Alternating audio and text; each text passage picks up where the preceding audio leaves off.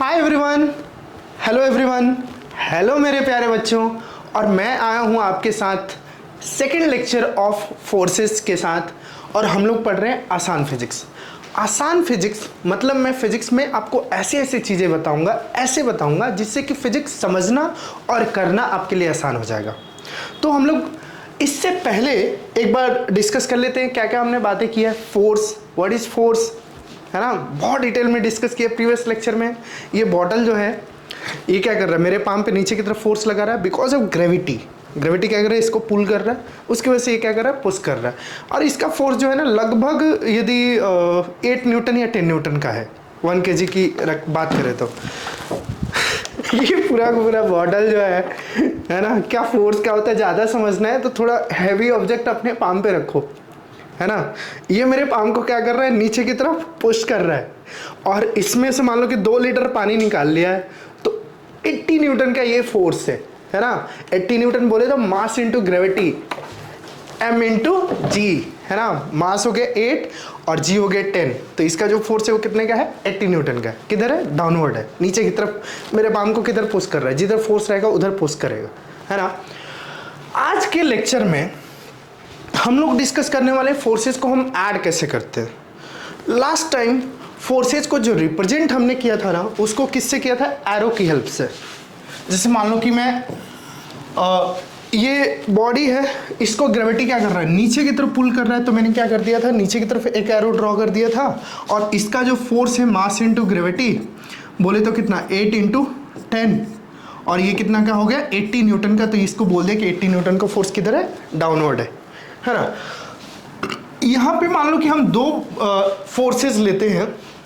एक फोर्स मान लो कि ऊपर की तरफ 40 न्यूटन है और दूसरा फोर्स जो है नीचे की तरफ 80 न्यूटन है। तो यहाँ पे हम ध्यान ये रखते हैं कि जो एरो का लेंथ ड्रॉ करें, इसका जो लेंथ है उसका डबल करें। बाय डिफॉल्ट हम करते हैं ऐसा, है ना। इससे क्या होता है ना, थोड़ा सा ना फोर्स का जो है मैग्नीट्यूड का एरो की लेंथ से आइडिया लग जाता है ना। वेक्टर पढ़ने से पहले मैं आपको फोर्स का एक इंट्रोडक्शन दे रहा हूँ, जिससे कि थोड़ा सा वेक्टर से इंट्रोडक्शन हमारा हो जाए। इतना डिस्कस करते करते हमें आइडिया तो लग ही गया है कि जो फोर्स है उसके पास क्या है, इम्पैक्ट ऑफ डायरेक्शन है। 10 न्यूटन फोर्स, 10 न्यूटन फोर्स क्या हो सकता है। आज हम लोग सम ऑफ फोर्सेस की जो बात करने वाले हैं, है ना, सम ऑफ फोर्सेस।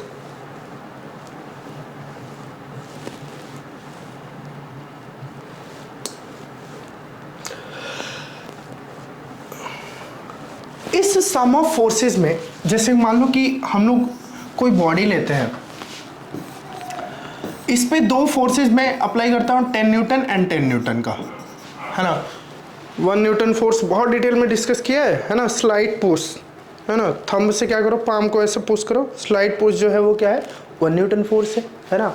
10 न्यूटन फोर्स कितना है, तो इसका जो पुश है मेरे पाम पे अप्रॉक्सीमेटली वो 10 न्यूटन है ना। तो थोड़ा हार्ड पुश, है ना, उससे ज़्यादा इंटेंसिटी उसकी क्या होगी, बढ़ते जाएगी। अब देखो तो यहाँ पे 2 फोर्सेस में ले रहा हूँ, 10 न्यूटन एंड 10 न्यूटन, इनका सम क्या होगा। तो तुरंत आपके माइंड में आएगा, अच्छा सर इनका सम क्या हो जाएगा, 20 न्यूटन हो जाएगा सर। किस डायरेक्शन में, इस डायरेक्शन में, है ना। वहीं मैं बोलूँ कि ये बताओ कि इस फोर्स का सम क्या होगा, कि ये 10 न्यूटन है राइट में और दूसरा फोर्स है 10 न्यूटन लेफ्ट में, है ना। अब इसका जब हम सम की बात करेंगे ना, तो ये क्या हो जाएगा, एक तरीके से 0 हो जाएगा, है ना। अब ना यहाँ पे ना ये एरो छोटा सा भी दिखाने का कोई मतलब नहीं है ना, क्योंकि ये नेट सम क्या होने जा रहा है, 0 होने जा रहा है। तो 0 है तो क्या डायरेक्शन, 0 का कोई डायरेक्शन नहीं होगा। अच्छा दूसरा देखो, यदि कोई फोर्स 10 न्यूटन का है, बट ये कैसा है, एक दूसरे के परपेंडिकुलर है।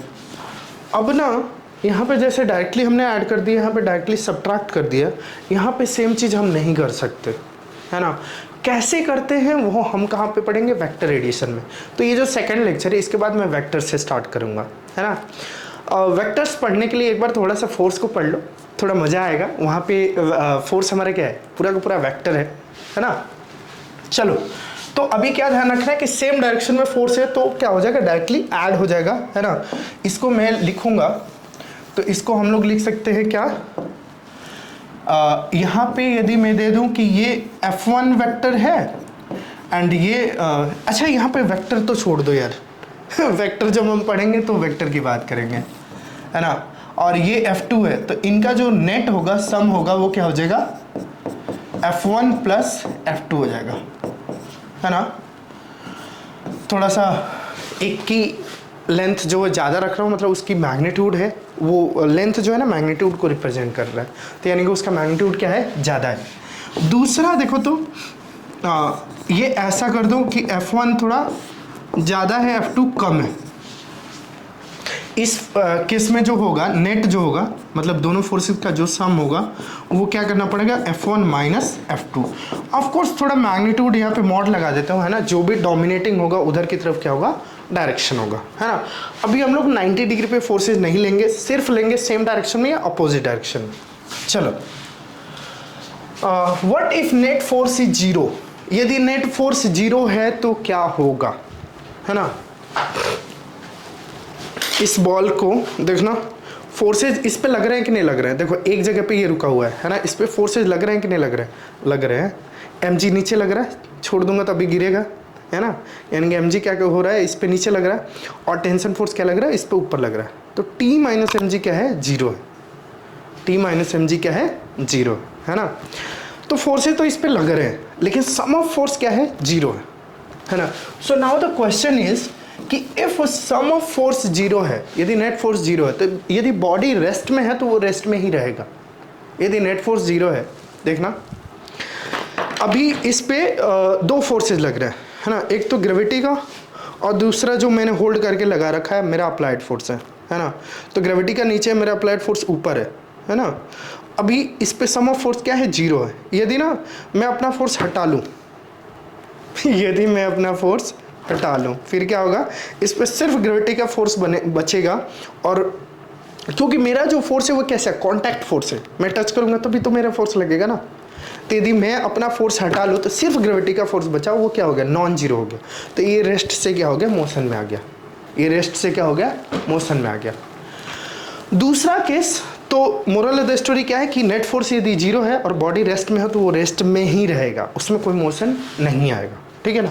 चलो, दूसरा केस है कि क्या बॉडी जैसे मोशन में है, बॉडी मोशन में है, जैसे मान लो कि ये बॉल को मैंने थ्रो किया, तो जो मैं थ्रो कर रहा हूँ तो इसको कर रहा हूँ, ये देखो मेरा कांटेक्ट, तो मेरा जब तक कांटेक्ट है ना तो इस पर फोर्स लग रहा है। तो यदि मैं अपना फोर्स हटा लूँ, है ना, अपना फोर्स हटा लूँ, या यहाँ से देखो तो ये जो बॉल है, ग्रेविटी का फोर्स इस पे लग रहा है ना, तो मान लो कि कोई एक वेलोसिटी इसका पिक करो, जब ये मूव कर रहा है उस मोशन पे इस पर से सारे फोर्सेज हटा लो, स्ट्रिंग, ग्रेविटी, सब कुछ, क्या होगा ना, जिस डायरेक्शन में जिस वेलोसिटी से मूव कर रहा उसी में मूव करता रहेगा। जैसे इसमें भी क्या होगा, जिस डायरेक्शन में मूव कर रहा है ना उसी डायरेक्शन में उसी वेलोसिटी से इन्फिनिटी तक मूव करता रहेगा, है ना। There is no change in the motion, है ना, there is no change in motion. तो उस केस में हमारे पास क्या हो जाएगा बोलो तो, मतलब यदि नेट फोर्स जीरो होता है तो रेस्ट में है तो रेस्ट में रहेगा, और नेट फोर्स जीरो है तो यदि मोशन में है तो जिस डायरेक्शन में जिस वेलोसिटी से मूव करा उसी वेलोसिटी से इन्फिनिटी तक स्ट्रेट पाथ पे एकदम मूव करता हो जाएगा, ठीक है ना। ये कमाल है किसका, नेट फोर्स जीरो होने का। दूसरा, what if net force is non zero, है ना। स्कूटी को यदि एक्सेलरेट करना है, मतलब स्पीड को बढ़ाना है, तो क्या करना पड़ता है, एक्सेलरेट करना पड़ता है, मतलब फोर्स अप्लाई करना पड़ता है ना। नेट फोर्स नॉन जीरो है, जैसे मान लो कि यहाँ पे नॉन जीरो हो गया, फोर्स क्या हो गया, नॉन जीरो हो गया, मतलब मैंने जो फोर्स अप्लाई कर रखा उसको मैंने छोड़ दिया, तो इस पर सिर्फ ग्रेविटी हुआ लगा, तो वो क्या है, नॉन जीरो फोर्स है, तो ये क्या हो गया, रेस्ट से मोशन में आ गया, है ना। और कंटिन्यूसली देखना, ये जैसे ऊपर से जैसे जैसे नीचे आ रहा है ना, इसका स्पीड क्या हो रहा है, बढ़ते जा रहा है, स्पीड क्या हो रहा है, कंटिन्यूसली बढ़ते जा रहा है। तो मोशन में भी है, तो यदि फोर्स लग रहा है तो वो क्या करेगा, स्पीड को बढ़ाएगा घटाएगा। जैसे मान लो कि मैं ऊपर की तरफ थ्रो करूँ इसको, पेन भी थ्रो कर दिया, है ना। जैसे मान लो कि मैंने इसको बॉल को ऊपर की तरफ थ्रो किया, अब ये जैसे जैसे ऊपर की तरफ जा रहा है ना, ये स्लो डाउन होते जा रहा है, स्लो डाउन होते जा रहा है। क्यों, बिकॉज ग्रेविटी क्या हो रहा है, नीचे की तरफ लग रहा है ना। कोई बॉल थ्रो किया है ऊपर की तरफ, ऐसा कभी हुआ है कि मतलब रिटर्न आया ही ना हो ठीक है ना। तो ये क्या है, what if non force is non zero. Force non zero है तो क्या होगा, रेस्ट में है तो मोशन में आ जाएगा, है ना, और मोशन में है तो क्या होगा, मोशन में चेंज आएगा, है ना, स्पीड बढ़ेगी घटेगी। अभी देखो तो ग्रेविटी जो है यहाँ पे लग रही है ना इस पे, अभी मैंने होल्ड कर रखा है, मतलब नेट फोर्स क्या है, जीरो है, मैंने छोड़ दिया तो ग्रेविटी ने इसको नीचे खींच करके लाया।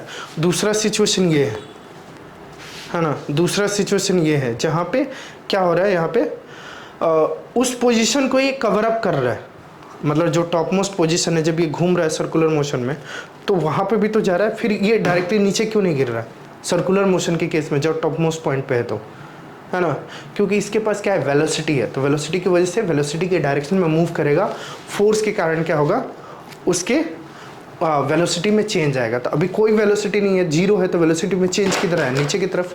जब ये मूव कर रहा है तो उसमें वेलोसिटी किधर है, इधर की तरफ है, तो वेलोसिटी में चेंज आके इसका डायरेक्शन क्या हो गया, ऐसे घूम गया, ये है ना। आगे बढ़ते हैं, है ना। सो हमारे पास यदि देखें तो हमें फोर्सेस की ज़रूरत पड़ रही है कि मतलब बॉडी रेस्ट में है तो उसको मोशन के लिए क्या चाहिए, फोर्स चाहिए। बॉडी मोशन में है तो सॉरी, बॉडी मोशन में है तो उसको क्या चाहिए, फोर्स चाहिए। किसके लिए, मोशन में चेंज लाने के लिए, स्पीड को घटाने बढ़ाने के लिए या डायरेक्शन को चेंज करने के लिए, है ना। सो इनर्शिया जो है वो क्या बोलता है कि कोई बॉडी रेस्ट में है। अब देखो ना, रेस्ट की बात करूँगा तो मेरे सामने बहुत सारे ऑब्जेक्ट्स रेस्ट में है, जैसे कि खुद ये कैमरा है, ये बॉटल पड़ा है, ये जो बड़ा सा पानी का केटल जो मैं आपको उठा के दिखा रहा था बॉक्स, वो है, ये लाइट है ना, बहुत सारे मतलब टेबल दिख रहे हैं। आपके भी सराउंडिंग में बहुत ऑब्जेक्ट्स रेस्ट में होंगे, एक बार उसका नेमिंग करो कि हाँ ये रेस्ट में है, वो रेस्ट में है।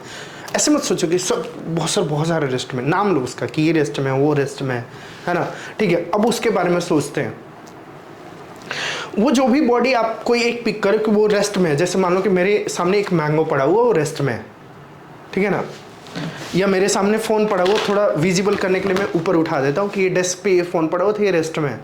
तो अब ये रेस्ट में है ना, तो खुद से अपने स्टेट ऑफ रेस्ट को ये चेंज नहीं कर सकता, है ना। या कोई भी बॉडी आपके सराउंडिंग में जो रेस्ट में दिख रहा है ना, चाहे वो मैंगो हो, चाहे कैमरा हो, है ना, चाहे वो टेबल हो, वो चेयर हो, तो वो रेस्ट को खुद से अपने स्टेट ऑफ रेस्ट को चेंज नहीं कर सकता, है ना। बॉडी के इस इनएबिलिटी को कि वो खुद से अपने स्टेट ऑफ रेस्ट को चेंज नहीं कर सकता, उसका इनर्शिया कहलाता है ना, इनर्शिया ऑफ रेस्ट कहलाता है, ठीक है ना। कोई बॉडी मोशन में है, कोई बॉडी मोशन में है तो खुद से अपने, ये जैसे मैंने बॉल को थ्रो किया, ठीक है ना, उस बॉल में कोई भी एक मोशन पिक करे और उस पर से जो भी फोर्सेस है ना उसको हम लोग हटा देते हैं। सारे फोर्सेस इस पर से हम हटा देंगे ना तो क्या होगा ना कि ये जिस डायरेक्शन में जिस वेलोसिटी से मूव कर रहा उस उधर की तरफ ही मूव करता रह जाएगा। कहाँ तक, तो इन्फिनिटी तक। धरती को गोल नहीं, एकदम फ्लैट कर दो, इन्फिनिटी तक कर दो। तो ये जिस डायरेक्शन में थ्रो किया ना, जिस वेलोसिटी से मूव कर रहा है उसी वेलोसिटी से कहाँ तक मूव करेगा, इन्फिनिटी तक मूव करते जाएगा, है ना। और उसमें कोई चेंज नहीं आएगा। बॉडी के इस इनएबिलिटी को कि वो खुद से अपने स्टेट ऑफ रेस्ट को चेंज नहीं कर सकता, या मोशन में है तो मोशन में कोई चेंज नहीं ला सकता, ना स्पीड को घटा सकता है, ना बढ़ा सकता है, ना डायरेक्शन ऑफ मोशन को चेंज कर सकता है, कहलाता है क्या, inertia of motion, inertia of direction. Direction नहीं चेंज कर सकता, है ना। तो कोई बॉडी जो है स्टेट ऑफ रेस्ट, मोशन और मोशन के डायरेक्शन को खुद से नहीं चेंज कर सकता। बॉडीज़ के इस इनएबिलिटी को उनका क्या कहलाता है, इनर्शिया कहलाता है, ठीक है ना। इसमें फोर्स का कुछ बोलने की ज़रूरत है ही नहीं। व्हाट इज इनर्शिया, ये पानी का मेरे पास जो है ना बॉटल जो है मेरे सामने, ये 8 लीटर का पड़ा हुआ है, अभी 10 लीटर का है, उसमें 8 लीटर पानी बचा हुआ है, वो खुद से अपने स्टेट ऑफ रेस्ट को चेंज नहीं कर सकता, मतलब नहीं कर सकता, है ना। और उसके इस इनएबिलिटी को हम क्या बोलते हैं, उसका इनर्शिया बोलते हैं, ठीक है ना। क्या होता है इनर्शिया, कि कोई बॉडी है वो रेस्ट में है, वो गिटार मेरा पड़ा हुआ है ना, वो खुद से अपने स्टेट ऑफ रेस्ट को खुद से चेंज नहीं कर सकता, मतलब नहीं कर सकता, और उसकी इस इनएबिलिटी को हम क्या बोलते हैं, उसका इनर्शिया बोलते हैं, ठीक है ना। चलो आगे हम बात करते हैं कि then how a body overcome this inability. जब सभी बॉडीज़ के पास एक इनेबिलिटी है कि वो खुद से अपने स्टेट ऑफ रेस्ट को, मोशन को, डायरेक्शन को चेंज नहीं कर सकते, तो वो इस इनेबिलिटी, इनर्शिया से ओवरकम कैसे करते हैं? तो इसका आंसर है with the help of force. अभी मैं जाऊंगा, गिटार पकड़ूंगा, उठाऊंगा, गिटार मूव कर गया। पानी का बोतल उठाऊंगा, है ना, इसको उठा लिया, मूव कर गया। ये बॉटल उठा लिया, रेस्ट में पड़ा हुआ था, मूव कर गया, है ना। So answer is with the help of external force, है ना। गिटार, मानो कि ये पानी का बॉटल मैंने उठाया और मेरे अगेंस्ट में किसी ने मेरे बराबर में उल्टा फोर्स लगा दिया, मूव ही नहीं करेगा ये। डेस्क में इधर खींच रहा हूँ, भाई उधर है ना, वो उधर खींच रहा है, और अभी मैं जितना फोर्स लगा रहा हूँ वो भी उतना ही लग रहा है, तो नेट फोर्स क्या हो गया? 0 हो गया, वो मूव करेगा ही नहीं। सो इसका आंसर क्या है? With the help of force.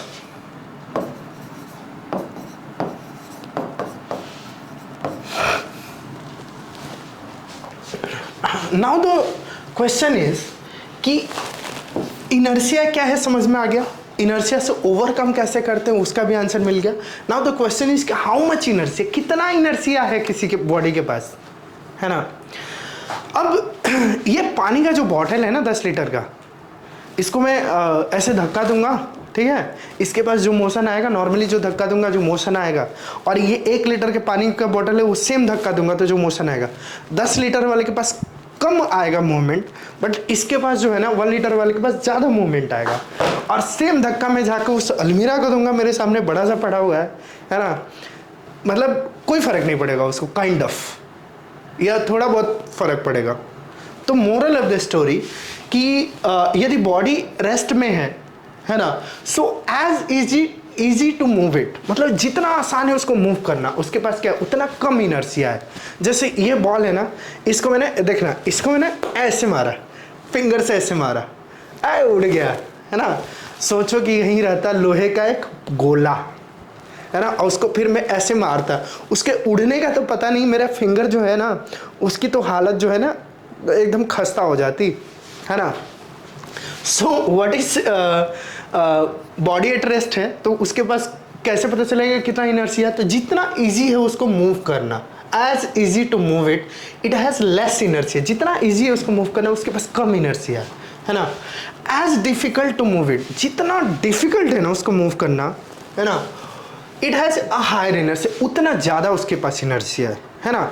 अब ऐसा लग रहा हो ना कि मून पे जो है, अब मान लो कि चलो 2 एग्जाम्पल और लेता हूँ। जैसे मान लो कि मून पे है, ये पानी का जो बॉटल है ना, इसको मैं लेके जाऊँ, इसको लेके मूव करना हो, ठीक है ना, और दूसरा अलमीरा को मूव करना हो, तो ऑफ कोर्स मून पे भी पानी के बॉटल को मूव करना क्या होगा? आसान होगा। अलमीरा को मूव करना क्या होगा? डिफ़िकल्ट होगा। फ्री स्पेस में लेके चलते हैं, फ्री स्पेस में लेके चलते हैं, मतलब जहाँ पे कोई ग्रेविटी नहीं है, उस केस में बॉटल को मूव करना जो है ना, वहाँ पे भी मतलब अब थ्रो करेंगे तो हमें एक्शन रिएक्शन पे काम करना पड़ेगा कि इसको हम थ्रो करेंगे तो ये हमें पीछे बाउंस करेगा, तो ये ज़्यादा जाएगा, हम कम जाएंगे पीछे। लेकिन जब अलमीरा के केस आएंगे तो अलमीरा कम जाएगा, हम पीछे बहुत ज़्यादा जाएंगे, है ना। चलो, so this is the inertia, ठीक है ना।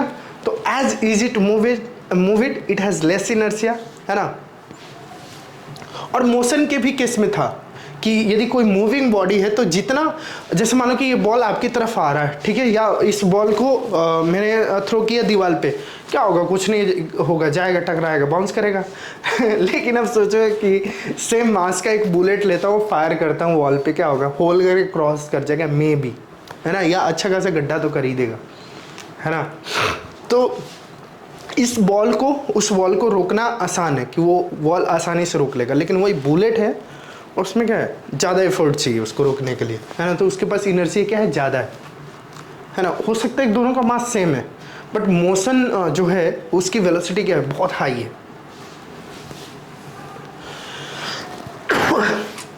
देखो, इनर्शिया सिर्फ डिस्कस करने से काम चलेगा नहीं, इसका क्या चाहिए? मैथमेटिकल रिप्रेजेंटेशन चाहिए ना।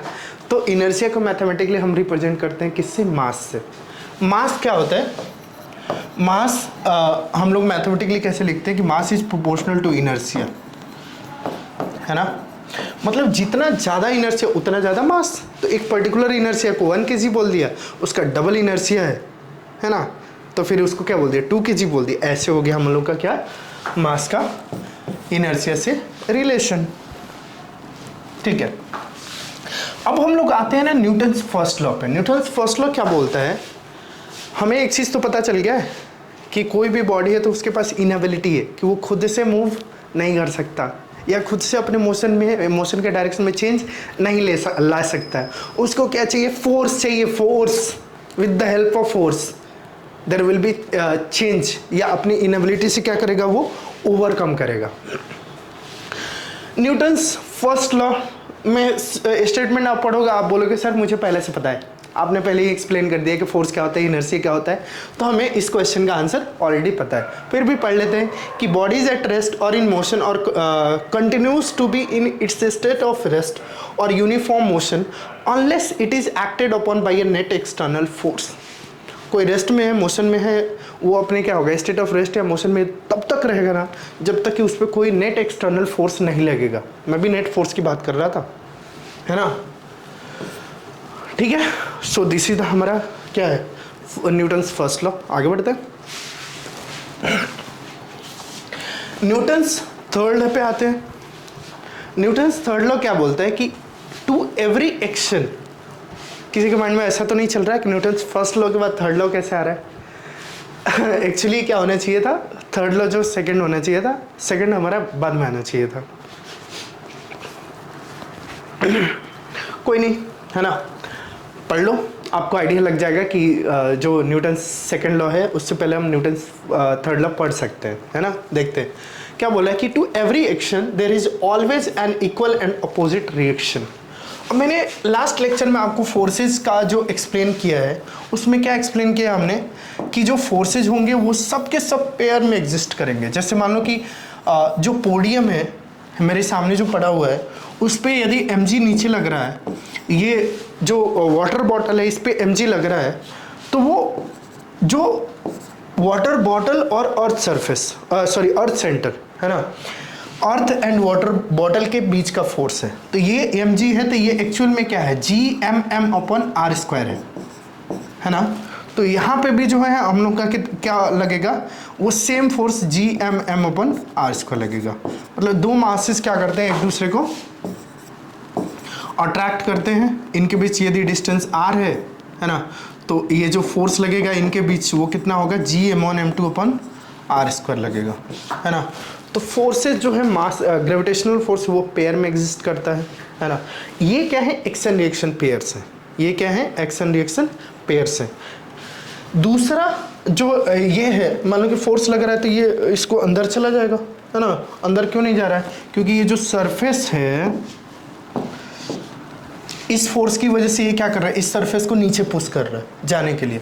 तो ये जो सरफेस है वो क्या कर रहा है, इसको ऊपर की तरफ पुश कर रहा है ना। इस फोर्स की वजह से ये क्या कर रहा है, इसको, ये दो फेसेस है ना, दो मतलब जो बॉटल का नीचे वाला फेस है और डेस्क का ऊपर वाला फेस है, उनके बीच क्या लग रहा है, जैसे यहाँ पे मैं दिखाऊं तो ये नॉर्मल फोर्स हम लोग एक्सप्लेन कर चुके हैं बहुत डिटेल में। तो ये दो है, दो सरफेसेस के बीच जो पुश है, दो सरफेसेस के बीच जो पुश है ना, मेरा ये पाम और ये ऊपर का इसका फ्लैट सरफेस है ना, इनके बीच जो पुश है, तो मेरा पाम इसको नीचे पुश कर रहा है, ये ऊपर की तरफ पुश कर रहा है। तो पुश क्या होगा, एक पेयर में होगा, पुल भी क्या होगा, एक पेयर में होगा, कहीं पे भी होगा, तो है ना। तो ये जो दोनों है ना, ये क्या है, एक्शन रिएक्शन पेयर्स है ना। ये mg एंड ये mg क्या है, एक्शन रिएक्शन पेयर्स हैं, ठीक है ना। और ये जो है ये क्या है, एक्शन रिएक्शन पेयर्स हैं।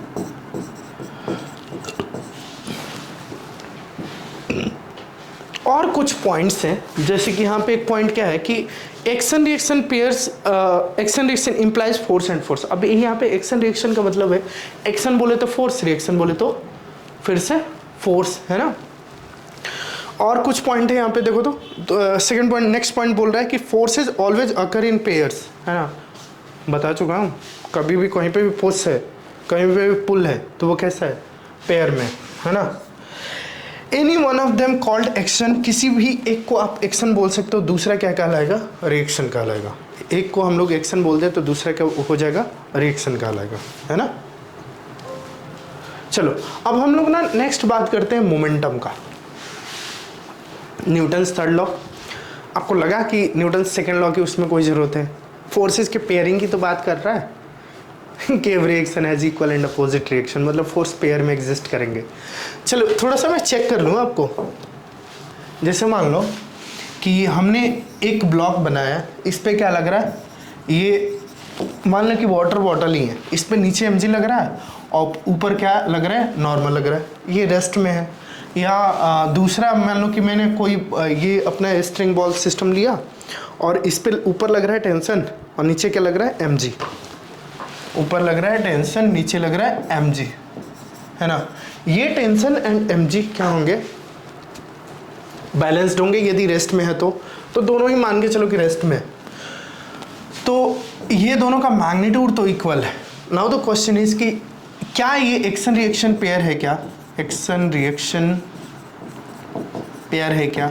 अब देखो आगे का मेरा एक्सप्लेनेशन सुनने से पहले आप इसका आंसर कर दो कि एक्शन रिएक्शन पेयर है या नहीं, है ना। जो भी टाइम है वीडियो में वो टाइम देख के इस टाइम पे अब मार्क कर दो कि एक्शन रिएक्शन पेयर है या नहीं। फिर से वही क्वेश्चन कि क्या ये एक्शन रिएक्शन पेयर है क्या, एक्शन रिएक्शन पेयर है क्या, क्वेश्चन मार्क है ना। यह आंसर नहीं है, एक्शन रिएक्शन पेयर का आंसर नहीं है। ये मैं ये नहीं बोलूँ कि गलत है कि सही, मैं तो बस ये बोल रहा हूँ कि ये एक्शन रिएक्शन पेयर है या नहीं है, क्वेश्चन मार्क है। अब आपने आई होप आंसर अपना चूज कर लिया। इसका आंसर है कि ये एक्शन रिएक्शन पेयर नहीं है, ये एक्शन रिएक्शन पेयर नहीं है ना। कैसे नहीं है मैं एक्सप्लेन करता हूँ। अब ये जो यहाँ पे है ना, ये जो mg है उसका जो पेयर है ना, एक्शन रिएक्शन पेयर जो है ना, वो कहाँ पे है, अर्थ के सेंटर पे। ये कहाँ पे है, ये एक्शन रिएक्शन पेयर है,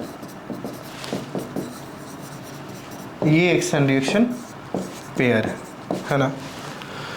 ये जो नॉर्मल है ना, इसका नॉर्मल कहाँ पे, इस सरफेस पे, अर्थ के सरफेस पे, है ना। इसका नॉर्मल जो है, यदि मान लो कि ब्लॉक यहाँ पे अर्थ पे रखा हुआ है तो यहाँ पे है, ये रहा नॉर्मल। ये दोनों जो है ना वो क्या है, एक्शन रिएक्शन पेयर्स हैं। मैं कुछ और कलर ले लूँ तो ये नॉर्मल क्या है, एक्शन रिएक्शन पेयर्स है।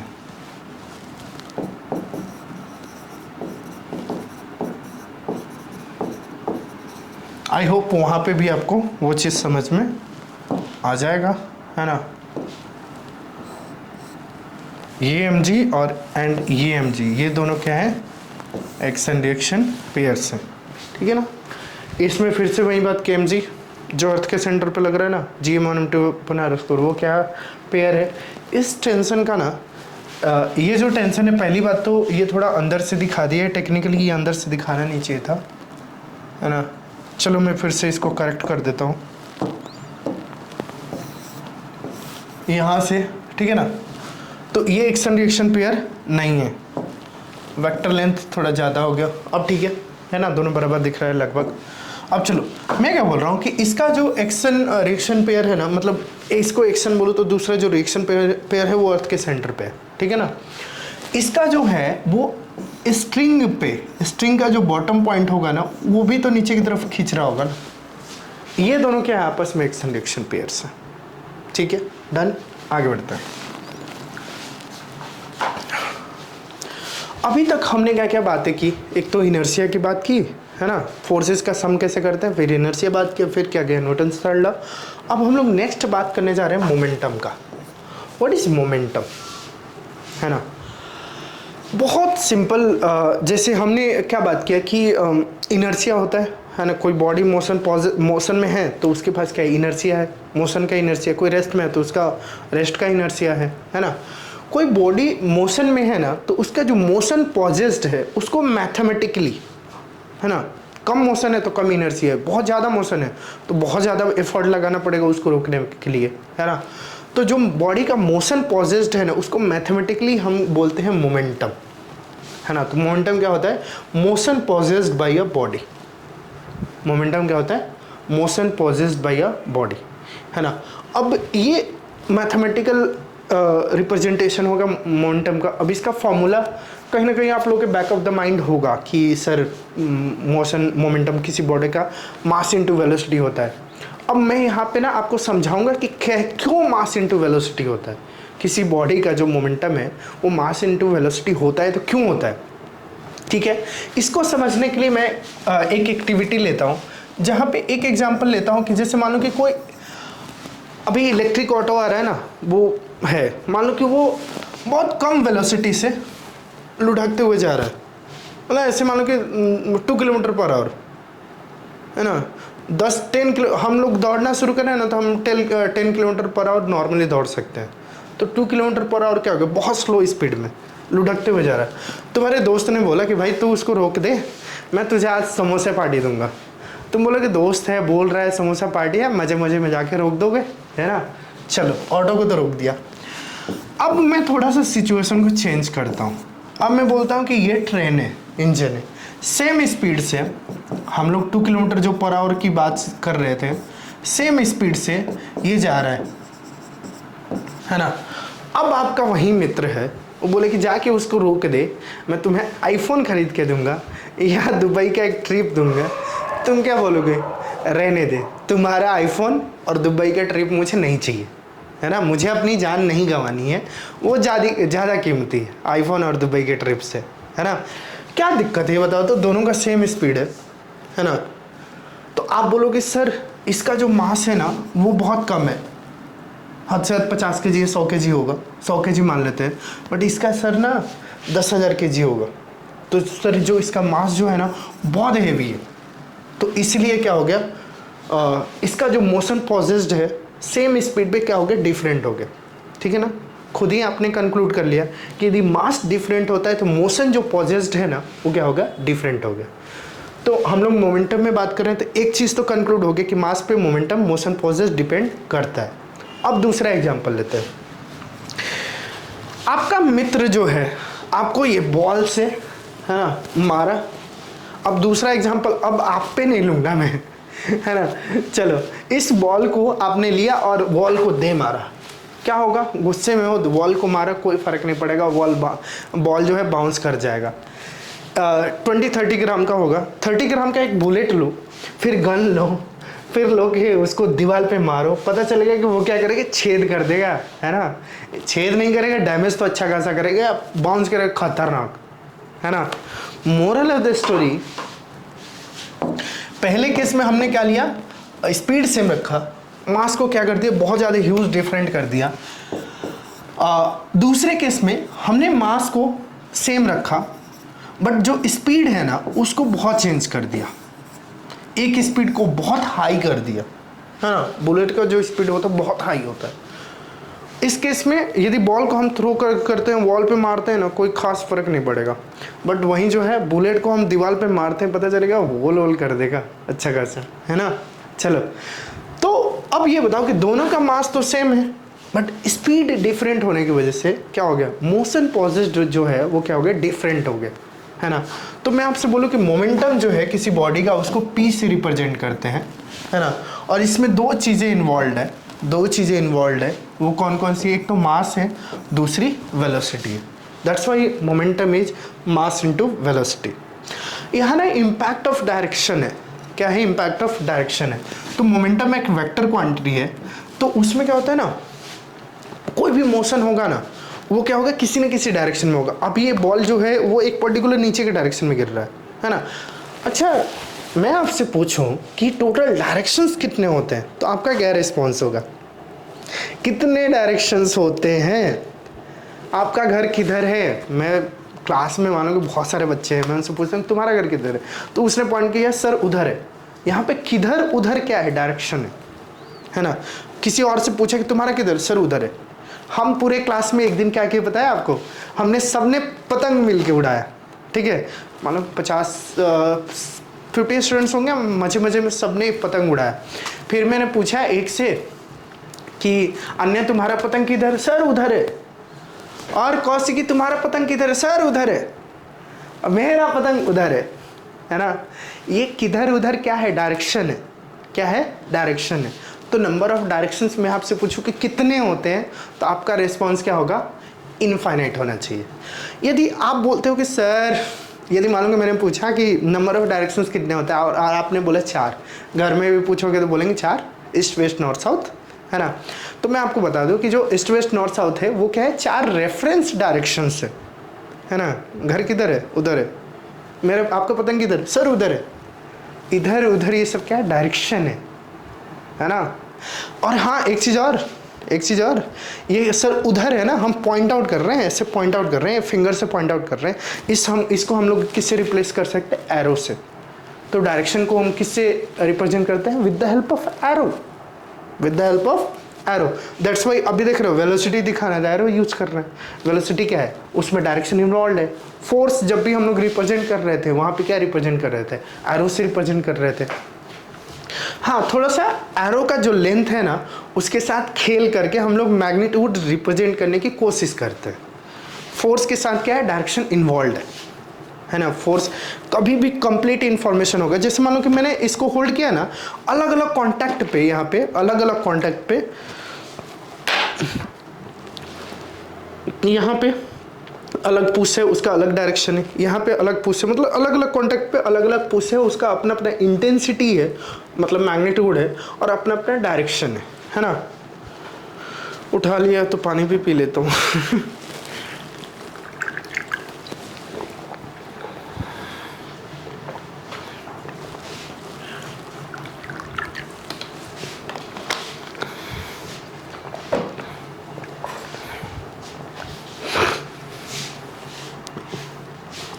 आज गले की खस्ता हाल है।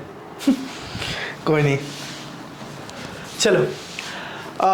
चेंज इन मोमेंटम या मोशन और इनर्शिया। देखो, मोशन में चेंज लाना, क्या मोशन बोले तो इनर्शिया ऑफ मोशन है ना, उसमें चेंज लाना, मतलब इनर्शिया में चेंज लाना।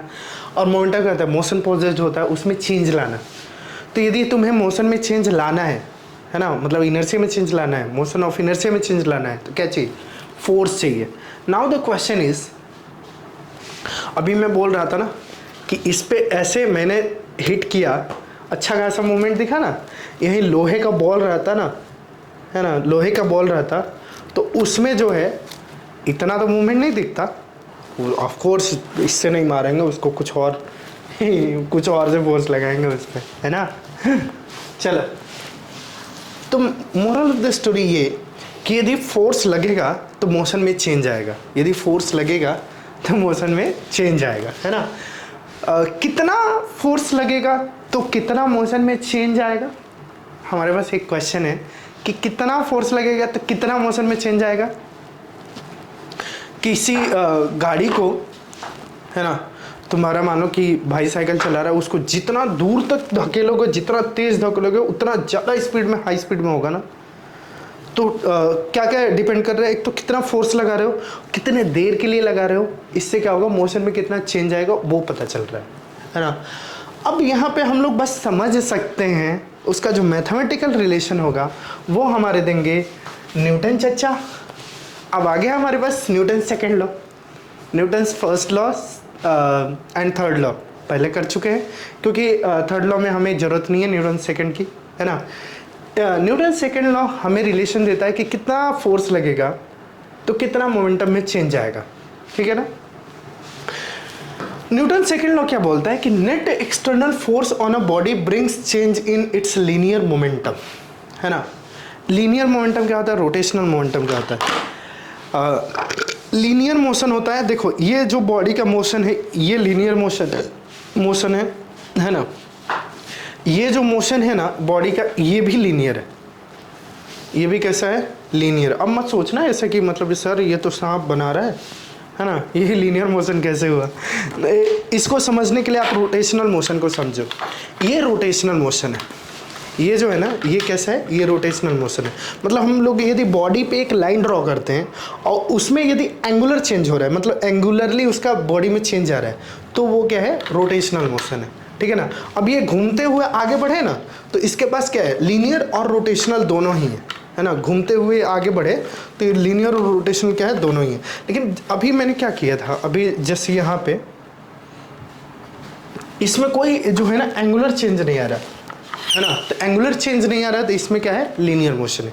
लीनियर का मतलब ये ऐसा नहीं होता ना कि एकदम स्ट्रेट पाथ पे चलना चाहिए, ऐसा जरूरी नहीं है, ठीक है। चलो, तो रोटेशनल में रोटेशनल मोमेंटम मतलब एंगुलर मोमेंटम कहलाएगा, है ना। जहाँ रोटेशन में क्या होता है, एंगल चेंज होता है, तो वहाँ पे जो मोमेंटम होता है वो कौन सा होता है, एंगुलर मोमेंटम होता है। यहाँ पे कौन सा है, लीनियर मोमेंटम। तो क्या बोल रहा है कि नेट एक्सटर्नल फोर्स, है ना, नेट एक्सटर्नल फोर्स समझ में आ रहा है ना। फोर्स क्या हो, जो भी फोर्स लग रहा है एक्सटर्नल, उनका सम क्या हो, नॉन जीरो, है ना। तो नेट एक्सटर्नल फोर्स यदि बॉडी पे है तो वो क्या करेगा, लीनियर मोमेंटम में चेंज लाएगा। कैसे लाएगा, which is in the direction of the net force. जो मोमेंटम में चेंज आएगा वो किधर आएगा, फोर्स के डायरेक्शन में आएगा। जैसे अभी ये बॉडी जो है इसका मोमेंटम क्या है, जीरो है। मैंने अपना फोर्स हटा दिया, मैंने नहीं गिराया इसको, ध्यान देना है ना। मैंने सिर्फ अपना कांटेक्ट हटा दिया, मतलब अपना फोर्स हटा दिया, तो ग्रेविटी ने इसको नीचे पुल किया। तो देखो नेट फोर्स नीचे की तरफ है, तो मोमेंटम किधर की तरफ चेंज हुआ, नीचे की तरफ। वहीं जब हम रोटेट कर रहे होते हैं ना, यदि मैं इस बॉल को रोटेट कर रहा हूँ तो रोटेशन में क्या हो रहा है ना, मोमेंटम इसका जो टॉप मोस्ट पॉइंट पे है ना, इधर की तरफ है। तो और फोर्स किधर लगा, नीचे की तरफ, तो मोमेंटम में चेंज किधर है, इधर की तरफ। डिटेल में रोटेशनल मोशन में डिस्कस करेंगे, इस पे ज़्यादा दिमाग मत लगाओ, है ना। कोई साइकिल चला रहा है, मान लो तुम्हारा छोटा भाई है, उसको तुम सिखा रहे हो, तो यदि सेम डायरेक्शन में यदि तुम फोर्स लगा रहे हो तो मोमेंटम में जो चेंज है वो किधर आएगा, उसी डायरेक्शन में आएगा। बट मान लो कि अपोजिट में लगा रहे हो, मतलब उसको रोकने की कोशिश कर रहे हो, ब्रेक अप्लाई कर रहे हो, तो फिर क्या होगा, धीरे धीरे उसका मोशन घटेगा, है ना। तो जो मोमेंटम में चेंज आएगा वो किधर आएगा, नेट फोर्स के डायरेक्शन में आएगा, ठीक है। जो rate of change of momentum होगा वो प्रोपोर्शनल होगा फोर्स के, मतलब जिस रेट से मोमेंटम में चेंज आएगा, मोमेंटम में चेंज आ रहा है, क्या आ रहा है, मोमेंटम में चेंज आ रहा है ना, किसके साथ, टाइम के साथ, है ना। तो कुछ यूनिट टाइम में कुछ मोमेंटम में चेंज आएगा ना, तो डेल्टा पी अपन डेल्टा टी, और ये क्या हो गया, फोर्स, ये नेट एक्सटर्नल फोर्स के बराबर होगा, एफ नेट लिख देता हूँ, है ना। जो मोमेंटम होता है ना वो क्या होता है, मास इनटू वेलोसिटी होता है। वेलोसिटी अपन टाइम क्या हो जाएगा, एक्सेलरेशन। अभी ना मैं डिफरेंशियल के तरीके से इसको एक्सप्लेन नहीं कर रहा हूँ, इसको डिफरेंशियल के तरीके से एक्सप्लेन नहीं कर रहा हूँ। नहीं तो यदि डिफरेंशियल के तरीके से हम करें तो यहाँ पे क्या बोलेंगे कि F net is proportional to D P by D T, है ना। ऑफ कोर्स यहाँ पे जो है, यदि वेक्टर पढ़ने के बाद यदि तुम देख रहे हो तो ये तुम समझ रहे हो कि जो एरो है उससे क्या हो रहा है, एक अलग मीनिंग मिल रहा है, एफ नेट को डायरेक्शन रिप्रेजेंट किया जा रहा है, मोमेंटम को एक अलग मीनिंग मिल रहा है ना। मोमेंटम को पी वेक्टर हम लिख रहे हैं। प्रोपोर्शनलिटी कांस्टेंट हमारे पास चूज करने का फ्रीडम है, और वो हम चूज करते हैं 1, है ना। तो यहाँ पे हम लोग को बनता है F net equals D P over D T, है ना। P जो है वो है हम लोग का कितना, मास इनटू वेलोसिटी।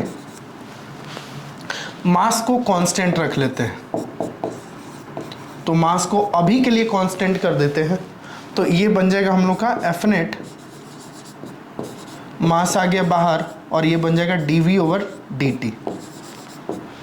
तो ये क्या बन गया, एफ इक्वल्स एम ए, है ना। एक डायरेक्शन के लिए ना, सिर्फ एक लाइन में हम एक डायरेक्शन में हम लोग वर्टिकल में या हॉरिजॉन्टल में काम कर रहे हैं, किसी अलोंग स्ट्रेट लाइन में काम कर रहे हैं, तो प्लस माइनस से डायरेक्शन का काम हो जाएगा, तो ये हमें वेक्टर लगाने की ज़रूरत नहीं है अभी के लिए। तो मोरल ऑफ द स्टोरी, जो न्यूटन सेकेंड लॉ है वो क्या है, एफ इक्वल्स एम ए। मैं प्लस माइनस से काम चलाऊंगा, है ना। इसमें एफ जो है वो क्या है, नेट फोर्स, है ना। अब इसको मैं थोड़ा सा डिटेल में डिस्कस करूं तो जो एफ नेट है वो क्या है, net force in a direction, net force in a direction, है ना। एम ए जो है ना वो क्या है, इफेक्ट ऑफ नेट फोर्स है। इस पे नेट फोर्स लगा, है ना, इस पे नेट फोर्स लगा तो उसका इफेक्ट दिख रहा है ना, मूवमेंट आया ना, है ना। एक्सेलरेशन क्या होता है, एक्सेलरेशन को समझने के लिए वेलोसिटी को समझो।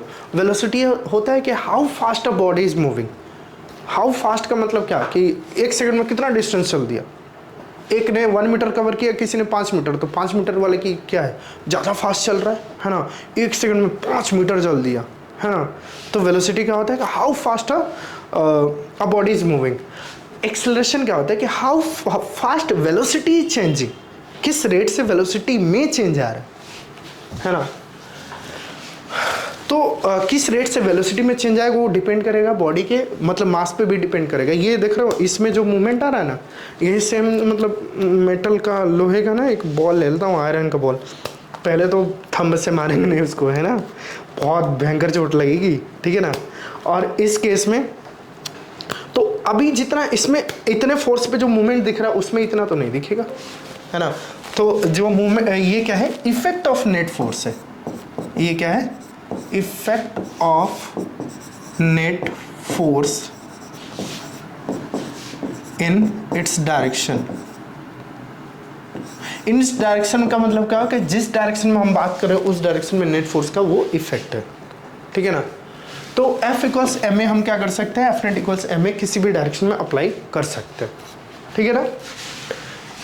इसको थोड़ा अप्लाई करते हैं, समझते हैं। F नेट मतलब क्या, sum of forces. F net मतलब क्या, सम ऑफ फोर्सेज। तो हम ये एप्लीकेबल है किसी भी डायरेक्शन में। जैसे कि मान लो कि मैं x डायरेक्शन में लिखूं, है ना, ये x डायरेक्शन है, ये y डायरेक्शन है। तो यदि मैं लिखूं यहाँ पे कि x डायरेक्शन में जो बॉडी का मूवमेंट है उसका एक्सेलरेशन ax है ना, y डायरेक्शन में ay है, तो क्या हो जाएगा, sum of forces in x direction. पहले जितने भी फोर्सेज हैं उसका x डायरेक्शन में सम करेंगे, है ना। पहले जो पॉजिटिव x में है उसको पहले लिखेंगे, फिर नेगेटिव x में जो होगा उसको माइनस करेंगे उसमें से। तो ये सम ऑफ fx हो जाएगा, क्या हो जाएगा, मास इंटू एक्सेलरेशन ax, है ना। वैसे ही y डायरेक्शन के लिए क्या कर देंगे, सम ऑफ fy इक्वल्स क्या कर देंगे, मास इंटू ay कर देंगे, ठीक है ना। इसको अप्लाई करते हैं तो ज़्यादा बेटर समझ में आएगा। जब भी हमें क्वेश्चंस को सॉल्व करना है तो हमें अपने सिस्टम को डिफाइन करना है, उसके सराउंडिंग को डिफाइन करना है। कोई भी सिस्टम है ना, उसका सराउंडिंग जो है 2 तरह का होगा। कौन कौन सा, एक तो कॉन्टैक्ट सराउंडिंग होगा, एक क्या होगा, फील्ड सराउंडिंग होगा।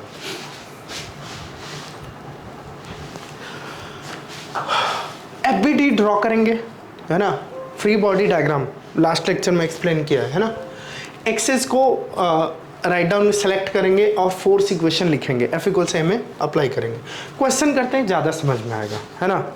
ये बॉल जो है ये रेस्ट में है, ये बॉल जो है रेस्ट में है, यानी कि इस बॉल पे ऊपर की तरफ जो टेंशन फोर्स है, टेंशन फोर्स को मतलब यही कोशिश करना चाहिए कि यहाँ से स्टार्ट हो और mg क्या होगा, सेंटर से स्टार्ट करो। ये रेस्ट में है तो इसका जो कोई मूवमेंट नहीं है, तो मूवमेंट नहीं है तो इसका मतलब कि एक्सेलरेशन इसका क्या है, 0। ऐसे ही रैंडमली ऊपर की तरफ एरो दे दिया, ऐसा कुछ है नहीं। तो सम ऑफ Fy जो मैं इस पे करूँगा, आप ऐसे भी बोल सकते हो कि सर जो t है ना mg के बराबर है, और टेक्निकली मैं लिख के दिखाऊँ आपको, तो MAy हो जाएगा। ay क्या है, 0 है, तो t ऊपर की तरफ पॉजिटिव माइनस mg नीचे नेगेटिव इक्वल्स क्या हो गया, 0 हो गया। तो यहाँ से हम बोल सकते हैं कि t जो है वो किसके बराबर है, mg के बराबर है ना। इस क्वेश्चन पे आने से पहले और 2-3 एग्जांपल लेता हूँ। जैसे मान लो ना कि ये इस बॉल का जो है मूवमेंट जो है, अब इसको हम लोग समझते हैं कि जब मूवमेंट ये नीचे की तरफ है तो उस समय mg डोमिनेटिंग होगा, ठीक है ना। जब ये इसका मूवमेंट नीचे की तरफ है तो mg डोमिनेटिंग है टेंशन से। जब ऊपर की तरफ मूवमेंट है ना, इसका मतलब टेंशन क्या है, mg से डोमिनेटिंग, ठीक है ना। तो अब यहाँ पे यदि मैं एक, या इसकी ज़रूरत नहीं थी, यहाँ पे भी कर सकते हैं, खाली जगह पड़ा है। तो एक बॉल जो है इसका मूवमेंट जो है मान लो कि ऊपर की तरफ है, जैसे अभी मैं मूव कर रहा हूँ, है ना। तो ऊपर क्या लग रहा है, टेंशन लग रहा है, नीचे क्या लग रहा है, mg लग रहा है। अब मैं ना कुछ आपको एग्जांपल दे देता हूँ कि जैसे मान लो कि 1 kg का बॉडी ले लेता हूँ, जैसे वाटर बॉटल है, ऊपर की तरफ मैं इसको की तरफ लेके जा रहा हूँ, ठीक है ना। और इसका जो मूवमेंट है वो 2 मीटर पर सेकेंड स्क्वायर है ना। 10 मीटर पर सेकेंड स्क्वायर का मूवमेंट क्या होता है, ये होता है। अर्थ जो है 10 मीटर पर सेकेंड स्क्वायर से एक्सेलरेशन है ना उसका। तो इस पे जो mg है वो कितना हो जाएगा, 1 × 10 न्यूटन का हो गया, है ना। ये टेंशन कितना होगा ये हमें निकालना है, ये टेंशन कितना होगा वो हमें निकालना है। तो y डायरेक्शन में मतलब ऊपर के डायरेक्शन में हमें क्या लिखना है, नेट फोर्स लिखना है sum of F Y equals mass into acceleration y direction में, ठीक है ना, ऊपर की तरफ। चलो मोमेंट जिधर है ना उधर की तरफ हम पॉजिटिव लेंगे, ठीक है ना। तो ऊपर की तरफ मोमेंट है तो ऊपर की तरफ हम क्या लेंगे, पॉजिटिव लेंगे। देखो तो फोर्सेस, दो फोर्सेस लग रहा है उसका सम करना है, टेंशन mg, है ना। तो अभी जो है ऊपर की तरफ ना तो कौन डोमिनेटिंग है, टेंशन डोमिनेटिंग है ना, तो पहले लेंगे प्लस का t, है ना, और mg नीचे की तरफ माइनस का 10, mg कितना है 10 है, और इक्वल्स क्या हो जाएगा, मास कितना है 1 है, एक्सेलरेशन कितना है 2 है। तो यहाँ से जो टेंशन आ गया कितना आ गया 2 + 10, मतलब ये आ गया कितना 12 न्यूटन। ये कितना आ गया हमारे पास 12 न्यूटन आ गया, है ना। इस क्वेश्चन को हम लोग देखते हैं ना तो देखो तो यहाँ पे यदि आप चाहो तो मैं फिर से इसको बना सकता हूँ, है ना।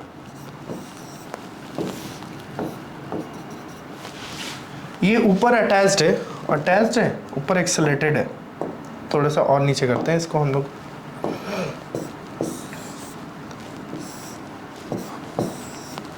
है ना। और ये ऊपर देखो तो हम लोग जब सिर्फ 3 kg की बात करेंगे तो इस पे कौन कौन से फोर्सेस लगेंगे, है ना। सिर्फ 3 kg की मैं बात करूं तो इस पे कौन कौन से फोर्सेस लगेंगे, एक तो टेंशन फोर्स ऊपर की तरफ, है ना। क्या बात है, आज नहीं बिगड़ा ऊपर जो है ये T2 लगेगा, अच्छा ऊपर लगेगा T2, है ना, टेंशन फोर्स ऊपर की तरफ लगेगा, एक्सप्लेन किया लास्ट लेक्चर में। 3 kg है, मास इनटू ग्रेविटी कितना हो गया 30 न्यूटन, और ये ऊपर की तरफ एक्सेलरेट हो रहा है ना, पूरा सिस्टम ऊपर की तरफ जा रहा है, कितने से 5 मीटर पर सेकंड स्क्वायर से। अरे इससे कंफ्यूज मत हो ना, ये जी नहीं दिया, जी इसके मास इनटू ग्रेविटी करने के लिए दिया है ना। अभी जो एक्सेलरेशन है वो किधर है, ऊपर की तरफ है 5 मीटर पर सेकंड स्क्वायर। चलो इसका फोर्स इक्वेशन लिखते हैं, sum of F Y equals mass into A Y, है ना। सम ऑफ एफ आई करो तो वाई डायरेक्शन में T2 है तो पहले T2 लिख दो, ग्रेविटी जो है 30 न्यूटन नीचे कर दो तो T2 - 30, मास कितना हो गया 3 हो गया, एक्सेलरेशन कितना हो गया 5 हो गया। तो यहाँ से T2 जो हो गया वो कितना हो गया 30 + 15, मतलब कि 45 न्यूटन हो गया। तो ये क्या हो गया, टेंशन फोर्स 2 हो गया। अब ना हमें टेंशन फोर्स 1 फाइंड आउट करना है। दो तरीके हैं, अभी तो मैं सिर्फ 2 kg लेता हूँ। हमारे पास पॉसिबिलिटी क्या है कि 2 kg और 3 kg को साथ में ले सकते हैं, तो उसमें क्या हो जाएगा कि जो T2 हो जाएगा ना वो इंटरनल फोर्स हो जाएगा। इंटरनल फोर्स क्या होता है, जिसका एक्शन रिएक्शन सिस्टम के अंदर हो। एक्सटर्नल फोर्स क्या होता है, जिसका एक्शन रिएक्शन सिस्टम के अंदर ना हो, कोई एक हो, है ना। सिर्फ मतलब पेयर ऑफ फोर्सेस में यदि दोनों पेयर सिस्टम के अंदर है तो वो क्या है, इंटरनल फोर्स है ना। एक है तो वो कैसा फोर्स है, एक्सटर्नल फोर्स है, ठीक है। चलो हम लोग 2 kg की बात करते हैं। फोर्सेस आइडेंटिफाई करना आपको सिखाया है ना, तो उस चीज़ को मिस नहीं करना है हमें, फोर्सेस आइडेंटिफाई करना। तो ऊपर देखो तो कौन सा फोर्स हो गया T1, नीचे से स्ट्रिंग कनेक्टेड है T2, तो वो किधर लगाएगा फोर्स T2 नीचे, प्लस में जो है इसका mg भी लगेगा ना, कितना 20 न्यूटन, 2 kg है, मास इनटू ग्रेविटी। चलो इसका F इक्वल्स ma लिखते हैं। y डायरेक्शन में हमें करना है sum of F Y, y direction में हमें करना है क्या, sum of F Y equals m a y। ये ऊपर की तरफ जा रहा है ना, कितने से 5 मीटर पर सेकंड स्क्वायर से, है ना। चलो तो इसको करते हैं हम लोग फिर ऊपर की तरफ जो फोर्स है ना उसको पहले पॉजिटिव ले लो। चलो तो T1 पॉजिटिव है ना ऊपर की तरफ, फिर ये जो दो फोर्सेज है y में है, मतलब ये प्लस y में है नेगेटिव y में है, तो क्या होगा माइनस हो जाएगा, कितना 20, है ना। एंड T2 हमने निकाल चुका है, वो कितना है 45 है, तो ये माइनस क्या हो जाएगा 45 हो जाएगा। मास हमें पता है कितना है 2 है, एक्सेलरेशन 5 है, तो यहाँ से हम लोग का T1 कितना हो जाएगा 45 + 20 65 एंड 10 कितना हो जाएगा 75 न्यूटन। तो ये क्या हो गया 75 न्यूटन का फोर्स इस पे लग रहा है, स्ट्रिंग T1 में जो है, T1 जो है स्ट्रिंग 1 में जो T1 है वो कितने का है, 75 न्यूटन का है। क्वेश्चन प्रैक्टिस करते हैं और क्वेश्चंस कुछ करते हैं, जैसे कि मान लो कि ये 2 kg ब्लॉक है, 3 kg ब्लॉक है, ये एक दूसरे के ऊपर रखे हुए हैं और ये लिफ्ट में रखे हुए हैं। लिफ्ट जो है वो नीचे की तरफ जा रहा है, कितने से, 5 मीटर पर सेकेंड स्क्वायर से। यदि मैं इसको फिर से बुलाऊँ, है ना, तो ये क्या है, 3 kg है और इसके ऊपर क्या है, 2 kg है और ये नीचे की तरफ जा रहा है कितने से, 5 मीटर पर सेकेंड स्क्वायर से। आपसे क्वेश्चन ये पूछा गया है ना कि आपको नॉर्मल फोर्स बताना है किसके बीच का, 2 kg 3 kg का एंड 3 kg एंड लिफ्ट के बीच का, है ना।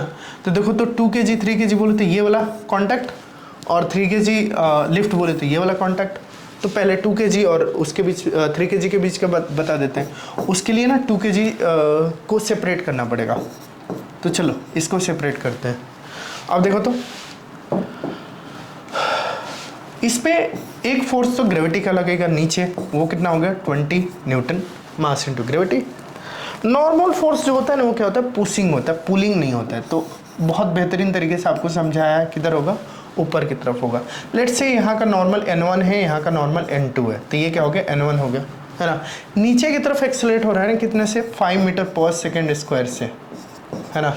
अब इसमें हम लोग सम ऑफ, है ना, Fy करें, MAy करें, तो मैं सजेस्ट करूँगा कि आप नीचे की तरफ पॉजिटिव लो, क्योंकि मूवमेंट जो है वो नीचे है ना। तो नीचे की तरफ हम पॉजिटिव लेंगे, तो सबसे पहले हम लिखेंगे 20, है ना, ये नीचे की तरफ है ना। उसका उल्टा है N1, मास कितना 2, एक्सेलरेशन कितना 5, तो यहाँ से N1 हम लोग का कितना हो गया, 20 माइनस 10 मतलब कितना हो गया, 10 न्यूटन। चलो अब हम लोग 3 kg की बात करते हैं। फोर्सेस आइडेंटिफाई करना कि कौन कौन से फोर्सेस लगते हैं, बहुत लग रहे हैं, वो बहुत इंपॉर्टेंट है, इस चीज़ को समझो, है ना। चलो 3 kg पे इसके ना 2 कांटेक्ट है, एक ऊपर वाला एक नीचे वाला। तो जो ऊपर वाला है वो N1 है, वो किधर लगेगा, बहुत बेहतरीन तरीके से फर्स्ट लेक्चर में एक्सप्लेन किया है। नॉर्मल का डायरेक्शन किधर होगा, नीचे की तरफ होगा, पुशिंग होगा, है ना। ऊपर कर दोगे तो वो पुलिंग हो जाएगा, है ना। चलो लिफ्ट क्या करेगा, इस पर नॉर्मल ऊपर की तरफ लगाएगा, वो क्या हो गया, N2। और कोई फोर्स छूट रहेगा, 2 कांटेक्ट है तो 2 कांटेक्ट फोर्स हो गया। तीसरा क्या हो जाएगा, इस पर नीचे mg 30 न्यूटन, है ना। और ये नीचे एक्सलेट हो रहा है कितने से, 5 मीटर पर सेकेंड स्क्वायर से। अब हम लोग इसमें फिर से सम ऑफ Fy इक्वल्स MAy करते हैं, है ना। और उसका डायरेक्शन किधर होगा, नीचे की तरफ होगा। अब नीचे की तरफ होगा तो देखो तो नीचे की तरफ फोर्स कौन है, N1 है। तो जो नीचे मूवमेंट नीचे है तो नीचे की तरफ फोर्स लिखना है, नेट फोर्स नीचे की तरफ लिखना है। तो नीचे कौन है, N1 है। और कौन है, तो 30 भी नीचे है। N2 क्या है, उसके उल्टा है, तो N2 माइनस करना पड़ेगा। मास कितना है, 3 है, एक्सेलरेशन कितना है, 5 है ना। तो यहाँ से N1 का वैल्यू हमें पता है, अभी कैलकुलेट किया था ना, कितना है, 10 न्यूटन। तो हम लोग कितना हो जाएगा, 10 प्लस 30, ये कितना हो गया, 40 हो गया ना। एंड माइनस 15 इधर ला दो और क्या हो गया, N2। तो यहाँ से हमारे पास N2 कितना आ गया, 25 न्यूटन। चलो ये हो गया हम लोग का। और क्वेश्चन करते हैं, थोड़ा क्वेश्चन प्रैक्टिस हो तभी तो मजा आएगा। अभी क्या था ना, बिगनिंग में थोड़ा सा कॉन्सेप्ट्स का एक बिल्डअप जो है ना बहुत ज़रूरी है। तो हमने कॉन्सेप्ट बिल्डअप किया। मैंने बताया ही है कि फोर्स जो है बहुत इंपॉर्टेंट है 11th-12th के पर्सपेक्टिव से। इस क्वेश्चन में देखो तो इस क्वेश्चन में क्या है, एक बार मैं यहाँ पे फिर से डायग्राम बना देता हूँ आपको। एक 4 kg का ब्लॉक है और दूसरा इसके साथ लगा हुआ है कौन, है ना, दूसरा इसके साथ है एक ब्लॉक 3 kg का। अब ना इसमें ना 14 न्यूटन का फोर्स इधर से लग रहा है ना, 14 न्यूटन का फोर्स इधर से लग रहा है। क्या होगा, नीचे स्मूथ सरफेस है, नीचे कोई रफनेस नहीं है। अब 4 kg पे फोर्स लगा ना तो वो मूव करेगा आगे, उसके सामने खड़ा है उसका जुड़वा 3 kg। हाँ, मुझे भी साथ में ले चलना है, सामने खड़ा है ना, ले जाना ही पड़ेगा, कोई ऑप्शन नहीं है इसके पास, इमोशन से यहाँ पे नहीं है ना। तो ये क्या करेगा, उसको भी धकेलेगा, हटो मेरे सामने से, तो हटे, साइड में तो हटेगा नहीं, इसको तो धकेल के ले जाना पड़ेगा, ठीक है। चलो, तो ये क्या होगा, इसको धक्का लगा तो ये आगे वाला जो पड़ा है उसको धक्का दिया तो वो आगे बढ़ा, तो ये भी आगे बढ़ गया। नहीं बढ़ता वो आगे किसी भी रीजन से, यहाँ पे फिक्स्ड होता तो क्या होता, इसको रोक लेता, तो वो खुद रुका नहीं, तो ये दोनों साथ में जाएंगे अब, है ना।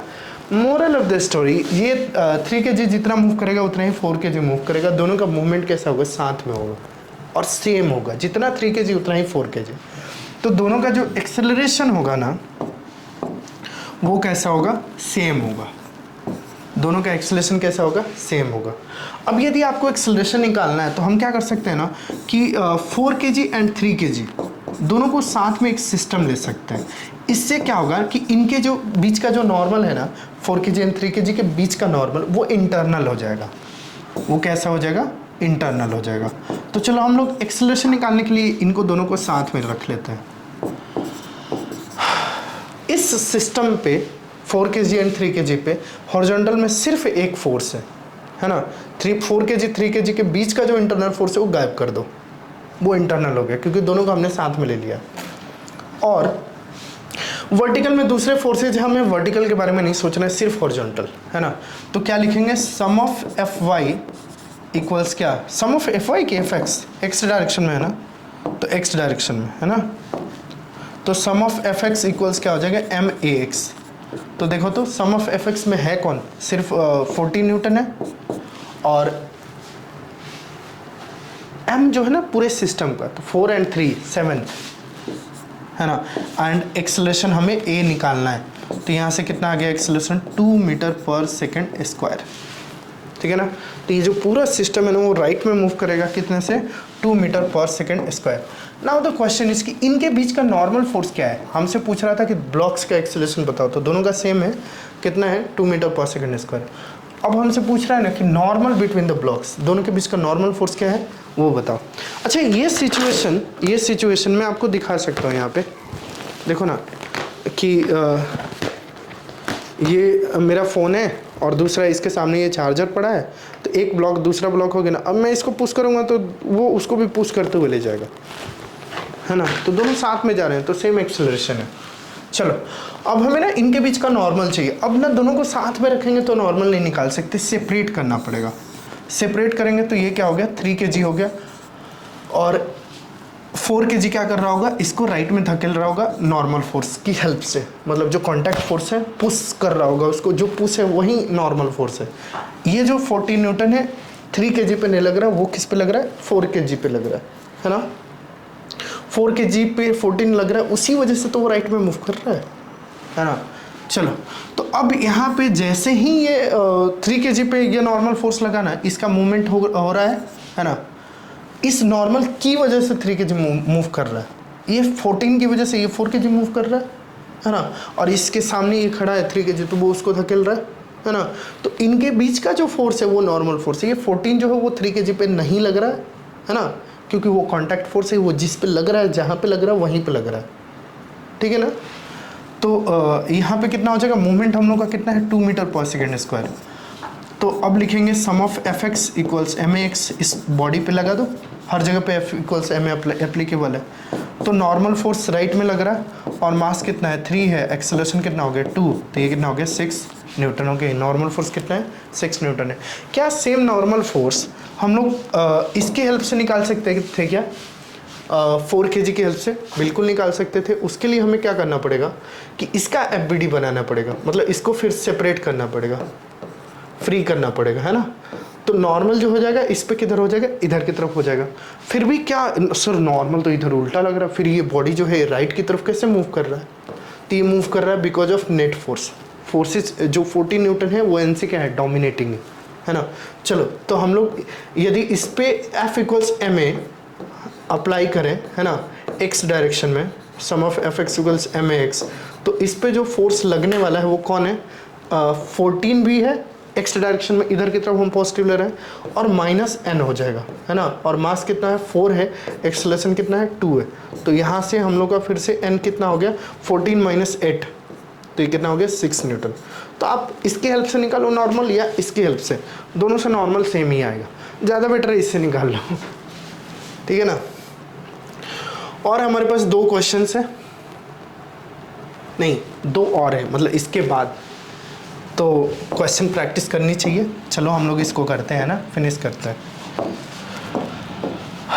अब यहाँ पे ना पूरे सिस्टम का एक्सेलरेशन निकालना है, तो मैं आपको ये सजेस्ट करूँगा कि 3 kg एंड 2 kg को साथ में ले लो। क्या इंडिविजुअल कर सकते हैं? कर सकते हैं, है ना। दोनों का एक्सेलरेशन क्या करना पड़ेगा, अलग अलग सेपरेट ए दोनों का सेम एक्सेलरेशन होगा, लेना पड़ेगा, फिर फोर्स इक्वेशन लिखना पड़ेगा, दोनों को सॉल्व करना पड़ेगा। अभी हम दोनों को साथ में लेते हैं कि ये ए एक्सेलरेशन से मूव कर रहा है 2 एंड 3 kg, इस पे जो फोर्स है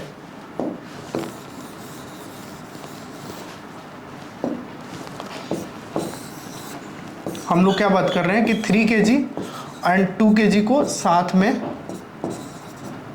ले रहे हैं, तो इस पे इनके बीच का जो ये टेंशन होगा ना स्ट्रिंग का, वो इंटरनल बन जाएगा और ये किसी एक एक्सेलरेशन से मूव कर रहा है।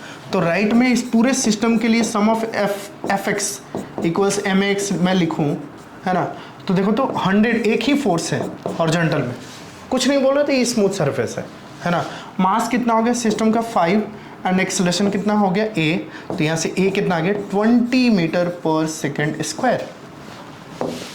अब मैं आपसे पूछूं कि अब इस स्ट्रिंग में टेंशन फोर्स निकालना है, कौन सा ब्लॉक प्रीफर करोगे? मैं तो 3 kg लूँगा, तुम सोच लो। तुम यदि 2 kg भी लेते हो तो क्या टेंशन फोर्स निकाल पाओगे? बिल्कुल निकाल पाओगे, है ना। खुद से करके देखना और मिला ना इससे आंसर, है ना। चलो 3 kg में बनाओ तो इस स्ट्रिंग से कनेक्टेड स्ट्रिंग इसको साथ में ले जा रहा है, स्ट्रिंग को कट कर देंगे तो ये साथ में नहीं जाएगा, तो ये जा रहा है 100 न्यूटन की वजह से नहीं जा रहा है, ये स्ट्रिंग कनेक्टेड है इस वजह से जा रहा है। तो स्ट्रिंग का जो टेंशन फोर्स है टी मान लिया इस पर, है ना। और कितने एक्सेलरेशन से जा रहा है? साथ में जा रहा है ना, तो 20 मीटर पर सेकेंड स्क्वायर से ही जा रहा है। चलो तो अब हम इसको लिखेंगे sum of F X equals क्या हो जाएगा एम एक्स, इस सिर्फ 3 kg के लिए कर रहे हैं, तो सिर्फ एक टेंशन फोर्स टी लग रहा है राइट में, और मास कितना हो गया 3, एक्सेलरेशन कितना हो गया 20, तो ये कितना हो गया 60 न्यूटन का इस पर टेंशन फोर्स लग रहा है, जिसकी हेल्प से ये राइट की तरफ जा रहा है ना। तुम दूसरा भी लेके बनाते हो तो कोई फर्क नहीं पड़ेगा, आंसर कैसा आना चाहिए? सेम आना चाहिए। इस केस में ये केस जो है आप ही के लिए छोड़ता हूँ, मैं नाम दे देता हूँ इसका T1, है ना, T2 कहीं ना कहीं आगे करवा दूंगा, लोड मत लो। ये T1 T2 आपको निकालना है। यदि आपको आंसर चाहिए तो चलो मैं आपको एक्सेलरेशन इसका बता देता हूँ कि इसका एक्सेलरेशन हो जाएगा, टोटल फोर्स 30 हो गया, है ना, और टोटल मास कितना हो गया 10, तो ये हो जाएगा 3 मीटर पर सेकेंड स्क्वायर इसका एक्सेलरेशन होगा, है ना। यदि मैं आपसे T1 बोलूँ तो T1 का काम है 3 kg को ले जाना, है ना, तो वो कितना हो जाएगा मास इंटू एक्सेलरेशन 9 न्यूटन हो जाएगा, है ना। यदि मैं आपसे पूछूं T2 तो T2 का काम है इन दोनों को साथ में ले जाना, है ना, तो 5 हो गया टोटल एंड एक्सेलरेशन कितना है 3, तो ये कितना हो जाएगा 15 न्यूटन। आप अपने तरीके से करके देखो, है ना, आंसर आ जाएगा आपसे। एक ये क्वेश्चन है, देखो तो क्या बोल रहा है, ये सिस्टम है ना, यहाँ पे एक ब्लॉक अटैच्ड है स्ट्रिंग से, वो पास हो रहा है पुल्ली से, और फिर ये एक ब्लॉक अटैच्ड है। देखो तो इस सिस्टम को रिलीज करेंगे तो क्या होगा, ये नीचे भागेगा ना, और ये जितना नीचे जाएगा ना, रस्सी से कनेक्टेड है, ये जितना नीचे जाएगा उतना ही ये आगे जाएगा, तो मूवमेंट दोनों का क्या होगा सेम होगा, मतलब एक्सेलरेशन दोनों का क्या होगा सेम होगा, है ना। चलो हमें ना ये एक्सेलरेशन निकालना है और जो है टेंशन जो है स्ट्रिंग में, है ना, वो निकालना है। इसमें तो सिर्फ एक्सेलरेशन बोल रहा है, मैंने तो टेंशन भी ऐड कर दिया, निकालना है। चलो निकालते हैं हम लोग, निकालना पड़ेगा, मैं बोल रहा हूँ इसलिए निकाल लेते हैं।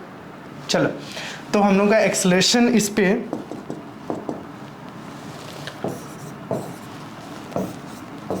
फोर्स इक्वेशन ना इंडिविजुअली बनाते हैं। जैसे कि मान लो कि हम 4 kg लेते हैं, तो 4 kg पे 40 न्यूटन तो नीचे हो गया और ऊपर क्या हो गया टेंशन हो गया, है ना। ये स्ट्रिंग कनेक्टेड है तो इस पे टेंशन किधर लगेगा, ऊपर की तरफ लगेगा, ठीक है ना। और इस पे टेंशन फोर्स ही तो इसको राइट में खींच के ले जा रहा होगा ना। चलो 4 kg की बात करता हूं मैं, तो नीचे हो गया 40 न्यूटन, ऊपर हो गया टी टेंशन, और ये जा किधर रहा है, नीचे जा रहा है, किस एक्सेलरेशन से, ए एक्सेलरेशन से। यहाँ पे वहाँ पे जैसे कर रहे थे ना, अभी के लिए फिलहाल के लिए तो वो नहीं कर सकते, है ना। चलो क्या लिखते हैं, sum of F Y equals M A Y, है ना। नीचे के डायरेक्शन में नेट फोर्स लिखो तो 40, क्यों नीचे, क्योंकि एक्सेलरेशन नीचे है, तो 40 माइनस टी इक्वल्स 4 इंटू ए। एक इक्वेशन ये बना, ठीक है ना। दूसरा इक्वेशन जाते हैं 7 kg के पास, तो 7 kg देखो तो टी की वजह से ये तो मूव कर रहा है ए एक्सेलरेशन से, तो इसके पास क्या लिखेंगे, sum of F X equals M X, है ना।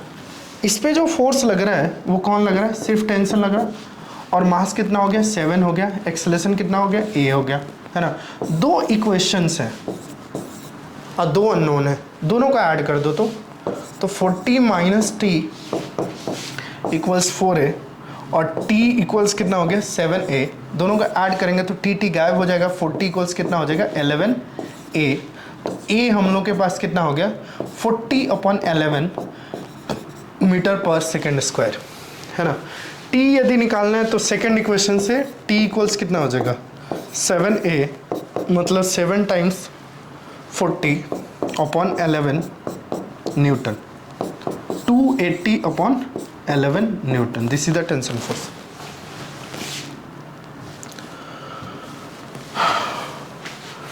सो मेरे प्यारे बच्चों, थैंक यू सो मच। आसान फिजिक्स के साथ जुड़े, अपने दोस्तों के साथ शेयर करो। जितना जुड़ोगे, जितना कमेंट करोगे, जितना देखोगे, मुझे बताओगे, उतना मज़ा आएगा। और ऑफ कोर्स मैं आपके लिए फ़िज़िक्स बिल्कुल आसान कर दूंगा। अभी जो कल का नीट का पेपर हुआ है थोड़ा सा डिफ़िकल्ट हुआ है, लेकिन वही है कि सिर्फ 1% के लिए डिफ़िकल्ट थोड़ी है, सबके लिए। एट द एंड आपको यदि फिज़िक्स आता है तो आपका स्कोर क्या होगा, अच्छा होगा, आपको मज़ा भी आएगा, आपका रिजल्ट भी अच्छा आएगा, कैरियर वाइज भी अच्छा करोगे। So thank you so much, है ना। अपने दोस्तों के साथ जोड़ो। Thank you.